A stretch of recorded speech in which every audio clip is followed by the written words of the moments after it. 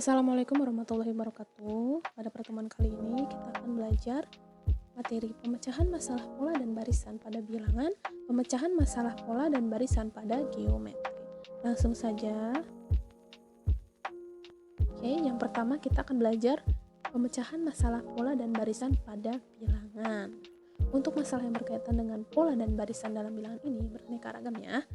Nah, untuk lebih memahaminya, perhatikan contoh berikut ini. Contoh, tuliskan bentuk akar dari 1 ditambah N dikali N tambah 1 dikalikan N ditambah 2 dikalikan N tambah 3 dalam bentuk tanpa akar. Coba kita bahas. Nah, untuk N sama dengan 1, 2, 3, dan seterusnya. Nah, untuk N sama dengan 1 nih. Kita lihat di bentuk yang awal ya. Yang ini kita masukkan untuk N sama dengan 1. 1 ditambah N-nya diganti dengan angka 1 ya. 1, terus dimasukkan 1 lagi.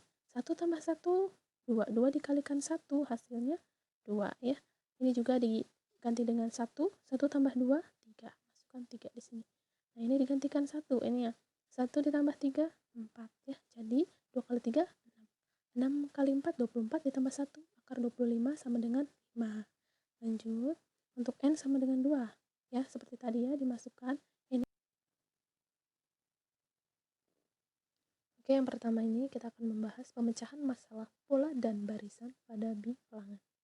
Perhatikan, masalah yang berkaitan dengan pola dan barisan dalam bilangan ini beraneka ragam ya. Nah, coba kalian lihat. Untuk lebih memahaminya, di sini Ibu akan memberikan contoh. Contoh, tuliskan bentuk dari akar 1 ditambah N, kurung buka N tambah 1 dikalikan N tambah 2 dikalikan N tambah 3 dalam bentuk tanpa akar. Coba kita bahas bareng-bareng. N-nya sama dengan 1, 2, 3, dan seterusnya. Untuk N sama dengan 1, perhatikan. N yang di dalam sini kita ganti dengan angka 1 semua. Ya. 1 tambah 1, 2. 2 dikalikan 1, hasilnya 2. Ya, ini. Nah, ini juga sama. 1 tambah 3, 3. Mohon maaf, 1 tambah 2, hasilnya 3.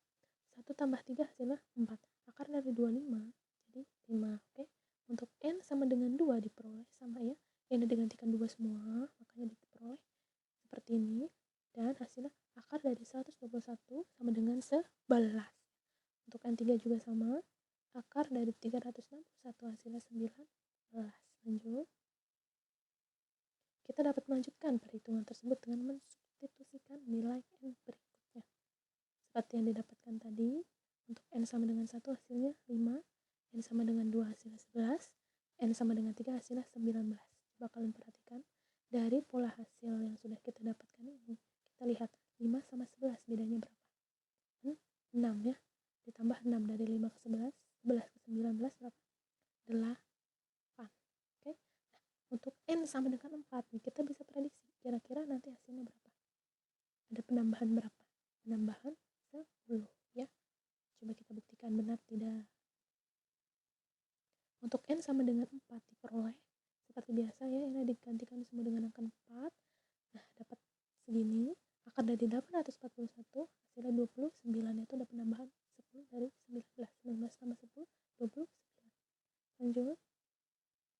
Kemudian kita menduga untuk N sama dengan 5, hasilnya 41. Kita coba buktikan.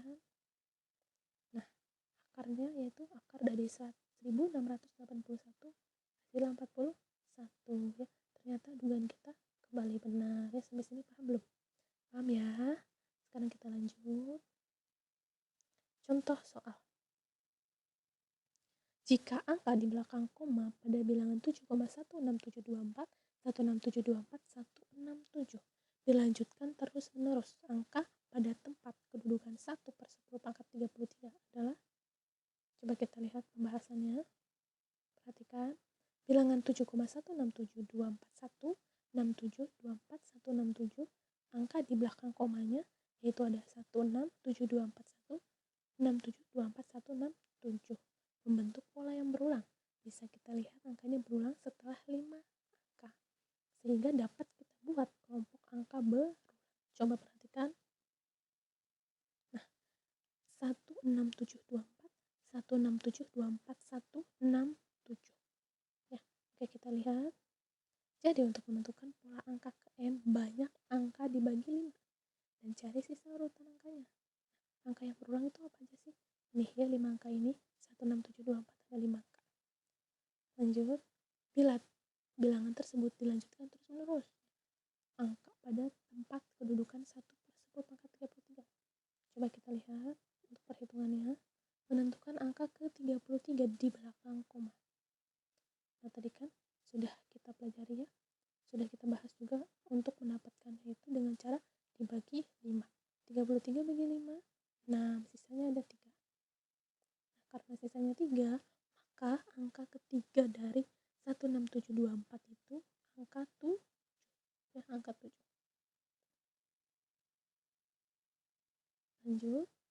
Nah, yang kedua ini kita akan mempelajari pemecahan masalah pola dan barisan pada geometri. Misalkan kita mempunyai sebuah martabak telur nih yang masih utuh. Kita akan menghitung jumlah potongan martabak tersebut secara maksimal yang dapat dihasilkan dari sebanyak n kali potongan. Dengan n-nya itu 0, 1, 2, 3, dan seterusnya. Untuk n sama dengan 0 artinya martabak tidak dipotong. Ya. Sekarang kita akan coba menghitung. Perhatikan. Yang pertama, untuk n sama dengan 0 atau martabak tidak dipotong. Jumlah potongannya adalah 1. Untuk yang kedua, untuk n sama dengan 1, martabak berarti dipotong sekali. Ya. N sama dengan 1. Jumlah potongannya adalah 2. Coba kita lihat gambarnya. Nah, ini contoh untuk n sama dengan 0 atau martabak tidak dipotong. Masih utuh ya berarti. N sama dengan 0. Nah, yang kedua ini adalah contoh martabak yang dipotong 1 kali. Berarti terdapat 2 potongan. Nah, seperti ini. Lanjut. Untuk n sama dengan 2, martabak dipotong 2 kali. Berapa jumlah potongan maksimal yang dihasilkan? Kita coba. Jika kita memotong mengikuti garis yang tidak saling berpotongan, nah jumlahnya ada 3. Ada 3 potongan martabak. Seperti ini. Nah, kira-kira dari potongan seperti ini itu sudah maksimal belum sih? Apakah ada bentuk cara potongan lain agar mendapatkan potongan martabak yang lebih banyak? Coba kita lihat lagi ya. Nah, ternyata ada ya. Ada cara potongan yang lain agar mendapatkan potongan martabak yang lebih banyak. Nah, contohnya seperti ini. Potong seperti ini mendapatkan 4 potongan martabak, yaitu lebih banyak dari yang sebelumnya. Karena kita mencari hasil yang maksimal. Lanjut. Sampai sini paham ya? Nah, untuk potongan n sama dengan 3 atau dipotong sampai 3 kali, kita lihat ada berapa potongankah martabaknya? Ada 6 potongan. Nah, dari potongan ini kira-kira ada nggak sih cara lain atau cara bentuk memotongnya itu yang sekiranya dapat potongan martabak itu lebih banyak? Nah, kita coba lagi ya. Nah, ternyata ada ya, seperti ini, dan mendapatkan 7 potongan. 7 potongan martabak. Ya, sampai sini paham ya? Kita lanjutkan kembali. Contoh soal. Perhatikan pola bilangan berikut. 1/3, 1 tambah 3 per 5 tambah 7, 1 tambah 3 tambah 5 per 7 tambah 9 tambah 11. Nah, 1/3 ini suku ke 1, untuk yang sebelahnya suku kedua, ini suku ke 3. Pembahasan, coba kalian perhatikan ya, kita bahas bareng-bareng.